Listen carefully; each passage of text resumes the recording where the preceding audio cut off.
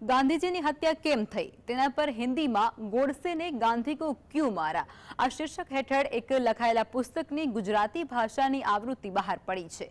અમદાવાદમાં ગુજરાતી આવૃત્તિના પુસ્તક વિમોચનનો કાર્યક્રમ યોજાયો અને આ પુસ્તક અશોક કુમાર પાંડેએ હિન્દીમાં લખ્યું હતું, જેની જાણીતા પ્રોફેસર અને અર્થશાસ્ત્રી હેમંત કુમાર શાહે ગુજરાતીમાં અનુવાદ કર્યો છે। આ પુસ્તકમાં ગોડસેએ ગાંધીજીની હત્યા કેમ કરી, હત્યા પાછળના કયા કારણો જવાબદાર હતા અને ગોડસેએ કોર્ટમાં 56 પાનાનું નિવેદન આપ્યું તેમાં કેટલા ખોટા નિવેદન હતા। ત્યારે ગાંધીજી સર્વધર્મ સંભાવવાળું ભારત ઈચ્છતા હતા, જેથી ગોડસે તેમના સાગરીત અને તેમના ગુરુ આવું ભારત ઈચ્છતા ન હતા તેવા તમામ પ્રકારના સત્ય આ પુસ્તકમાં લખવામાં આવ્યા છે।